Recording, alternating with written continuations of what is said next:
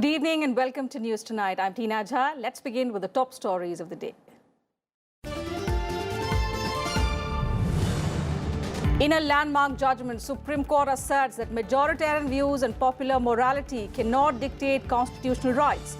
Five-judge Constitution bench decriminalizes homosexuality, says LGBT community has rights like others.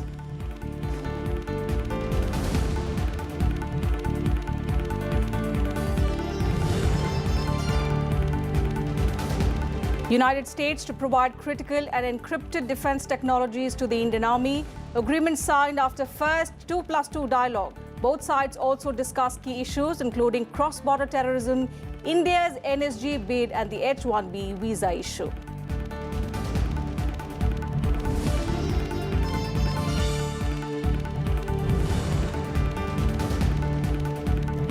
Telangana Chief Minister dissolves State Assembly after Cabinet meeting. Governor approves decision to recommend early polls, asks him to continue as caretaker Chief Minister till a new government is formed.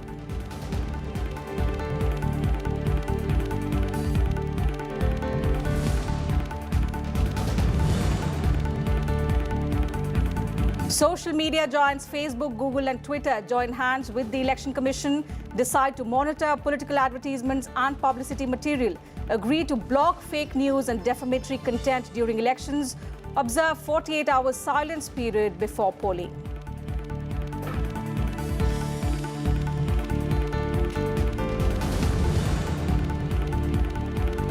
And Asian Games gold medalist Saurabh Chaudhary breaks world record to claim junior 10-meter air pistol gold at ISSF Championships, helps Indian team take silver medal. Arjun Singh Cheema settles for bronze.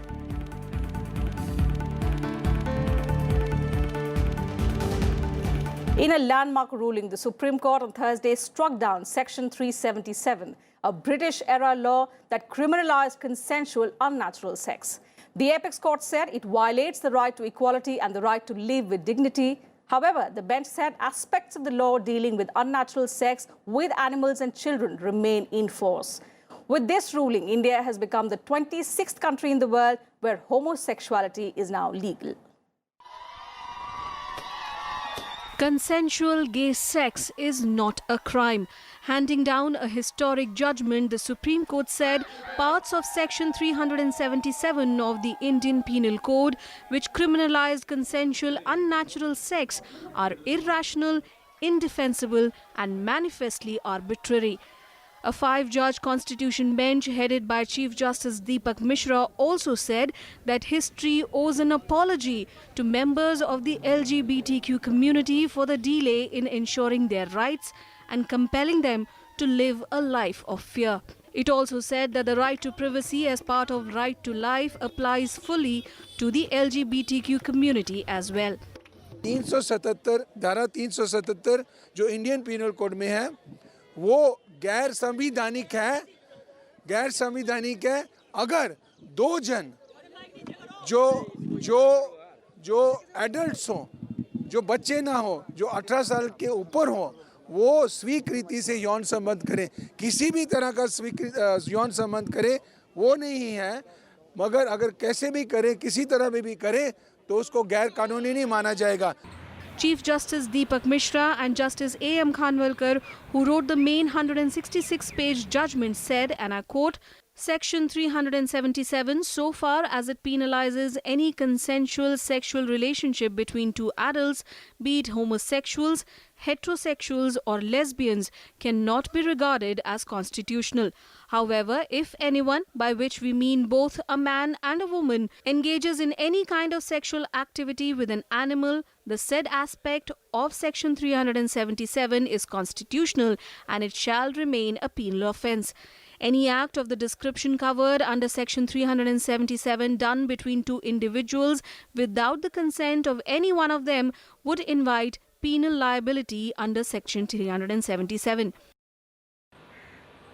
With the four separate but concurring judgments, the top court set aside its 2013 verdict, which had recriminalized consensual unnatural sex.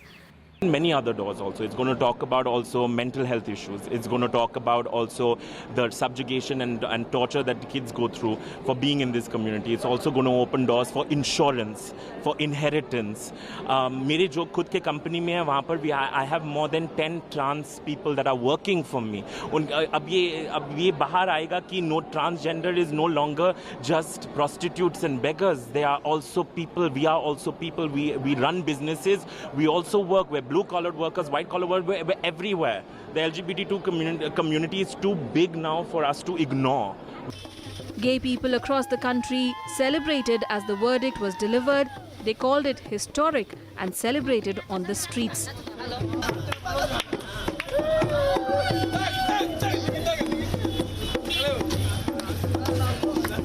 का दिन है, finally आज लग रहा है कि हम आज़ाद हुए हैं।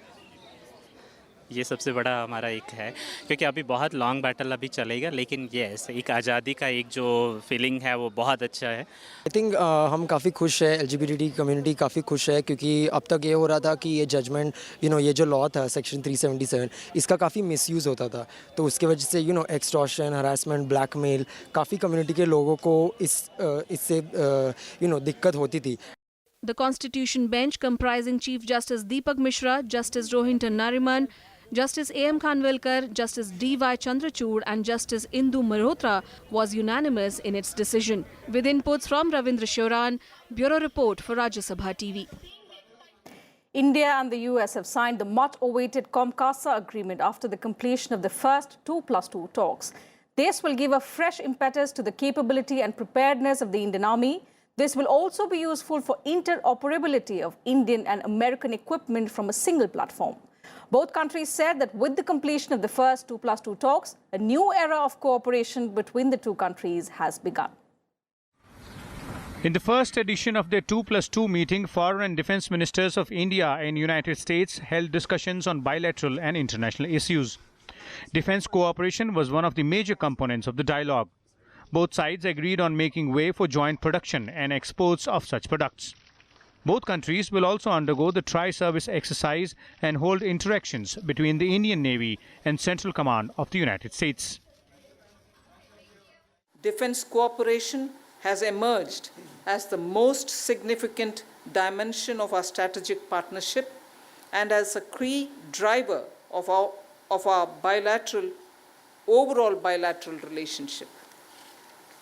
The momentum in our defense partnership has imbued a tremendous positive energy that has elevated India-US relations to unprecedented heights. We will continue working together to enhance and expand India's role as a primary major defense partner to elevate our relationship to a level commensurate with our closest allies and partners. Today, we took, as you know, a significant step towards that goal by signing the Communications Compatibility and Security Agreement. Balance of power and peace in the Indo-Pacific also figured prominently in the dialogue. Both countries have decided to increase joint diplomatic and military initiative together in the region, besides involving other stakeholders. मित्रों, 2+2 वार्ता के दौरान हम चारों मंत्रियों ने भारत प्रशांत क्षेत्र के विषय पर हमारे देशों के बीच विचारों और हितों की बढ़ती समानता देखी। इस संकल्पना के पीछे जो सिद्धांत है, उसे हमारे राजनेताओं द्वारा पहले ही रेखांकित किया जा चुका है। President Trump recognizes the long-term strategic importance of India's economy playing a productive role in the world's most dynamic and fastest-growing region. He is intent on ensuring the United States, India, and all countries can responsibly reap the benefits of an Indo-Pacific that is open, free, with fair trade and investment. For immediate consultations, a hotline will be created between foreign and defense ministers of both the countries separately. Both nations expressed unanimity against the cross-border terrorism emanating from Pakistan. आतंकवाद का मुकाबला करने के लिए हमारा सहयोग गुणात्मक दृष्टि से आगे बढ़ा है। पिछले वर्ष संपन्न हुए टेररिस्ट डेजिग्नेशंस डायलॉग और आतंकवाद का मुकाबला तथा आंतरिक सुरक्षा में सहयोग को बढ़ावा देने के लिए अन्य तंत्रों के महत्व को हमने स्वीकार किया है। संयुक्त राष्ट्र फाइनेंशियल एक्शन टास्क फोर्स जैसे अंतर्राष्ट्रीय मंचों में अपने सहयोग को और ज़्यादा गहन बनाने पर भी हमने सहमति व्यक्त की है। United States also assured India of help in getting entry into the nuclear suppliers group. The talks also focused on trade and energy security. The two foreign and defense ministers met Prime Minister Modi and apprised him with the result of the talks. The next round of 2+2 will take place in the United States next year. India and US have come closer like never before. It will impact the neighborhood and it will also impact the world. It will be interesting to see that how they work on convergences and how they resolve differences in coming days. Akhilesh Suman for Rajya Sabha Television with camera person DK Pandey in Delhi. Home Minister Rajnath Singh on Thursday inaugurated the three-day Defence and Homeland Security Expo and Conference 2018 in New Delhi. Addressing the event, he called upon security agencies to adopt new technologies for counter-terrorism. The expo brings over 200 Indian and multinational companies together on one platform to enable engagement with the country's premier defence establishments. Home Minister Rajnath Singh on Thursday called upon the law enforcement agencies to adopt latest technologies to counter emerging challenges to homeland security. Inaugurating the three-day Defence and Homeland Security Expo and Conference in New Delhi, Rajnath Singh said India has been facing security and terrorism-related challenges for years, and there are multiple vulnerable areas facing various risks. Homeland security की दृष्टि से अपनी security agency को विशेष रूप से मैं बधाई देना चाहता हूं कि बखूबी वह अपनी जिम्मेदारी का निर्वाह कर रहे हैं और मैं कह सकता हूं कि सिक्योरिटी एजेंसी ने जो करिश्मा किया है, जो काम किया है, उसी का यह परिणाम है। इस सरकार के आए हुए 4 वर्षों का समय गुजर गया, लेकिन एक भी कोई टेररिज्म का मेजर इंसिडेंट 4 वर्षों के अंदर इस भारत में नहीं होने पाया। The minister asserted that the government will soon implement the new drone policy that has comprehensive regulations on the use of drones. He added that drones are being increasingly inducted into the Indian security establishment to monitor sensitive areas prone to security risks. हमारी central government भारतीय आकाश में drone की आवाजाही और साथ ही साथ commercial use बढ़ाने के लिए भी एक नई पॉलिसी लाने पर विचार कर रही है। नक्सल प्रभावित क्षेत्रों में भी जिस तरीके से नक्सलवादी यानी ये वो छिपे रहते हैं, उनको देख पाना घने जंगलों के बीच ये बहुत कठिन है। इस काम को यदि कोई कर सकता है तो ड्रोन कर सकता है। The Home Minister also announced technological upgradation and modernization to monitor and check activities related to terrorism, especially in Jammu and Kashmir, Gujarat and Assam. He also highlighted the need to adopt latest technologies to counter cybercrime, which he called the biggest challenge in today's world. With inputs from Mohammad Fateh Tipu, Bureau Report, Rajya Sabha TV. And news now from Telangana, where the State Assembly was dissolved on Thursday. Governor ESL Narasimhan accepted the recommendation of the Telangana government to dissolve the State Assembly months before its term was to end. The resolution to dissolve the House was adopted at a meeting of the State Cabinet, chaired by Chief Minister K.C. Rao. Although the Chief Minister and his Council of Ministers will continue in office as the caretaker government. Speaking to the media, the TRS chief announced candidates for 105 assembly constituencies of the total 119 seats in Telangana. There should be some meaning. So to curb this kind of political fragility, unlimited EDSC, I resorted to go to the court of people. Let the people take a call. Why anybody should bother? Nobody has sacrificed, brother. I sacrificed my term. I am having full majority. I am enjoying total majority. Why should I cut my power? I cut it. I sacrifice it, but for the sake of the people of Telangana. Governor Narasimhan is expected to send a report to the centre on the political developments. He is also expected to formally communicate to the Election Commission about the dissolution of the Telangana Assembly and recommend holding of elections within 6 months. The final call on whether to conduct an early election rests with the Election Commission, which has 6 months until March to hold the polls. Chief electoral officer जो है वो report देते हैं कि उनकी preparedness का level क्या है और फिर बाकी सब फैक्टर्स, त्यौहार, छुट्टियां और प्रॉक्सिमिटी ऑफ अदर इलेक्शंस, इन सब तथ्यों को ध्यान में रखते हुए कमीशन उसमें निर्णय लेता है कि 6 महीने के अंदर कब कराए जाएं। However, the political development in Telangana has sparked a debate, with opposition parties charging KC Rao with indulging in obfuscation politics. The main opposition Congress has said the Chief Minister owed an explanation to the people as to what necessitated him to cut short the assembly tenure.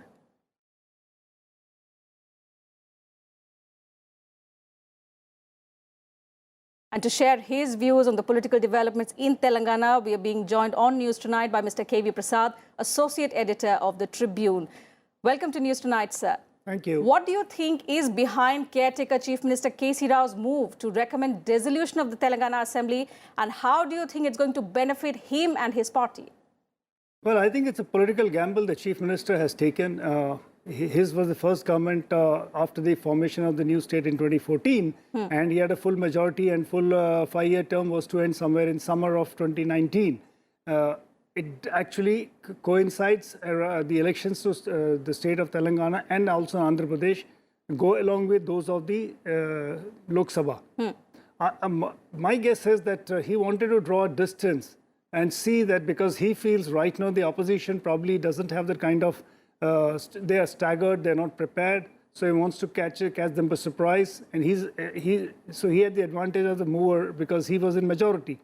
So he kind of dissolves the House, goes to the elections. I think the calculation is, which he must have done some backroom work, also he and his party, that it could probably go to elections along with those of Madhya Pradesh, Chhattisgarh, Rajasthan, and Mizoram, which would be held in the next 2 or 3 months, somewhere in November, December.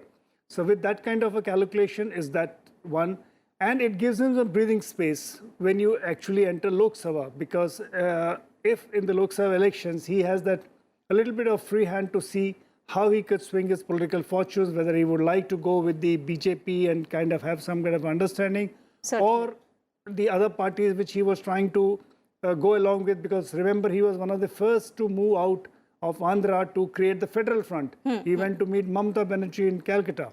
And a little later, I think that kind of didn't really pick up pace. So we'll have to wait and see, but my guess is he wants to draw distance between the Assembly and the Lok Sabha. Do you think KCR is nursing national ambitions? Some of his opponents are claiming so. Well, as I mentioned to you in this, he was the proponent of a federal front. He wanted to carve a larger role for himself on the national platform. Remember, he was a union minister in the Manmohan Singh UPA first government.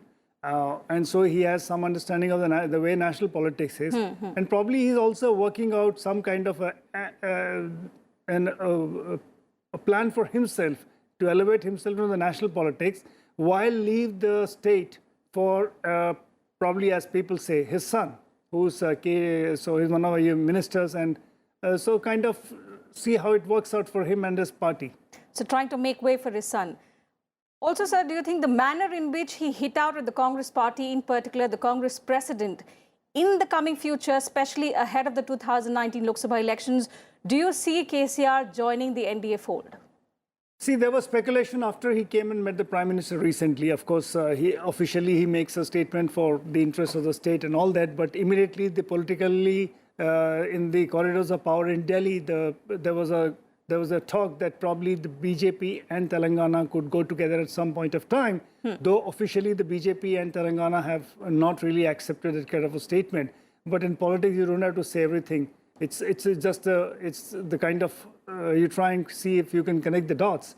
As I said, he's trying to draw distance because today he has the advantage of the first mover.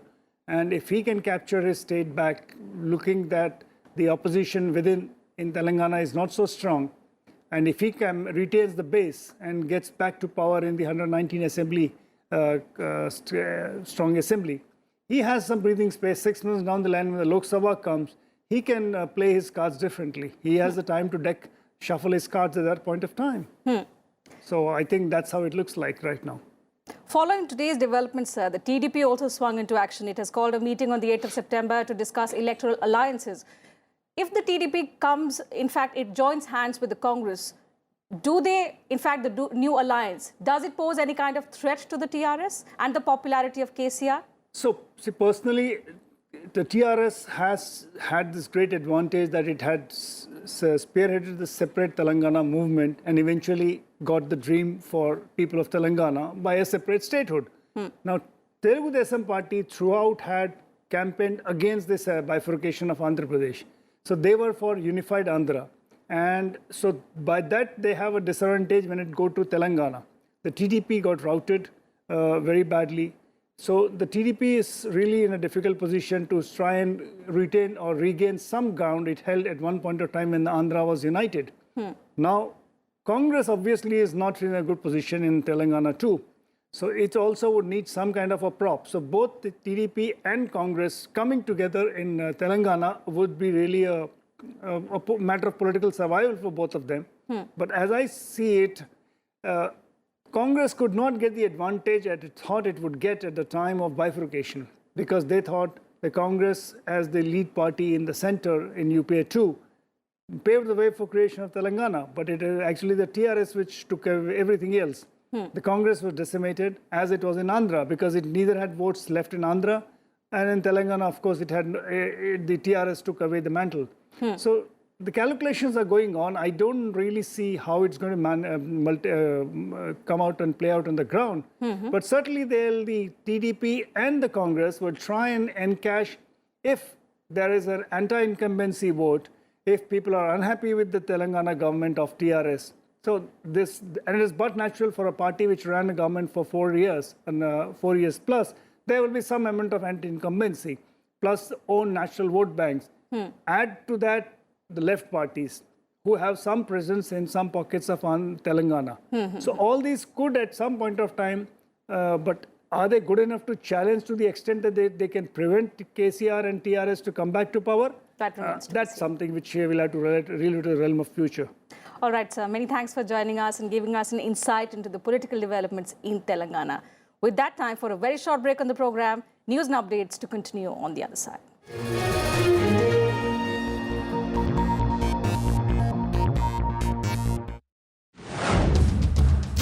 Hello and welcome to Security Scan. I am Vishal Dahiya, and this week we will take a look at the new artillery guns for the Indian Army, M777 ultralight howitzers.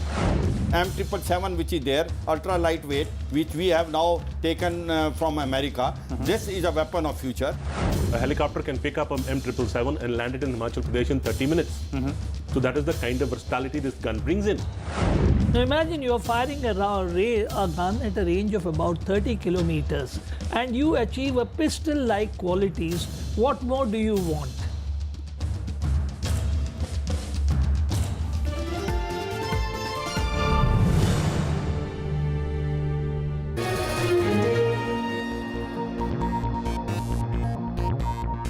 Welcome back. You're watching News Tonight. President Ramnath Kovind arrived in Prague on Thursday. He is the 5th Indian president to visit the country and the first since 1996. Before departing for the Czech Republic, President Kovind met the Bulgarian Prime Minister and unveiled a statue of Mahatma Gandhi in Sofia. Kovind also presented a copy of Gandhi's book, Hind Swaraj, to the Bulgarian president. President Kovind has said that immense possibilities of collaboration exist between India and Bulgaria in the fields of artificial intelligence, data analytics, robotics, and nanotechnology. Vice President M. Venkaiah Naidu will visit the United States on the 8th and 9th of September. He will address the second World Hindu Congress being held in Chicago on the 125th anniversary of Swami Vivekananda's historic speech at the Parliament of the World's Religions in 1893. On the sidelines of the Congress, the Vice President will also hold bilateral discussions with several world leaders attending the event. The Vice President will further take part in a program organized by 14 Telugu associations of the US at the Hindu Temple of Greater Chicago.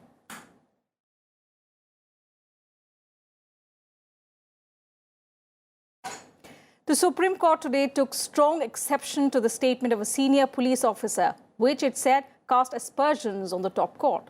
The Apex Court was hearing the case on the arrest of 5 activists in connection with the Koregaon Bhima violence case. The court also extended its earlier order, saying the rights activists will remain under house arrest till the 12th of September. The Maharashtra police had arrested the 5 activists in connection with an FIR lodged following a conclave Elgar Parishad held on the 31st of December last year that had later triggered violence at Koregaon Bhima village. Social media giants Facebook, Google and Twitter have joined hands with the Election Commission ahead of the 2019 general elections. These companies have volunteered to monitor all political advertisements and publicity material posted on their timelines during the campaigning for the polls. The firms will also block content that involve negative campaigning, fake news or personal attacks. The three companies, in their interactions with the Election Commission over the past few months, have also agreed to observe the 48-hour silence period prior to polling. They've also promised to ensure that no political advertisements are put up on their websites during this time. On to some weather news now. The IMD has issued a warning over extremely heavy rainfall over Odisha during the next 24 hours. Heavy rain is also likely over Jharkhand and West Bengal. Fishermen have been advised not to venture into the northwest Bay of Bengal and along and off the Odisha and West Bengal coast during the next 24 hours. Meanwhile, rains lashed parts of the national capital on Thursday, bringing respite from the humidity and heat. The Delhi Traffic Police took to Twitter and warned people about areas where waterlogging has been reported. The weathermen had forecast generally cloudy sky with light rain and thunder showers.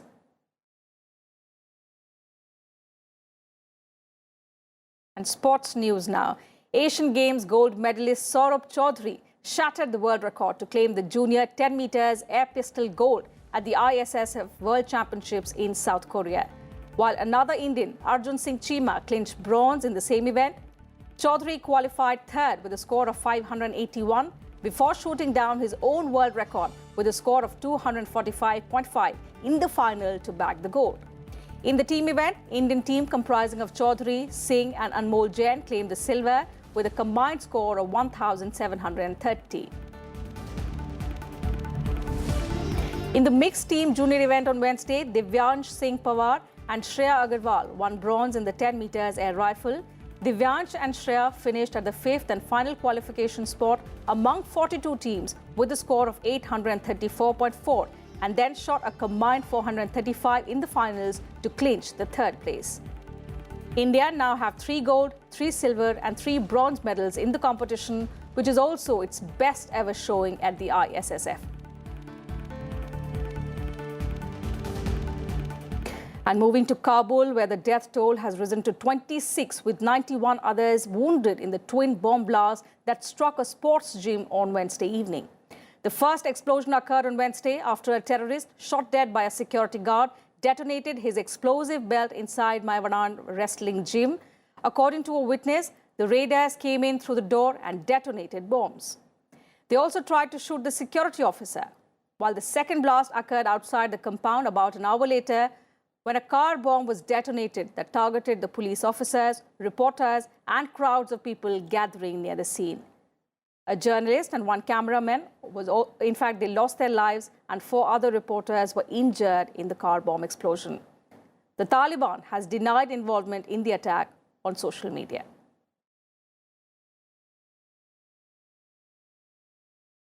And that's it from us in this bulletin. Thanks for watching.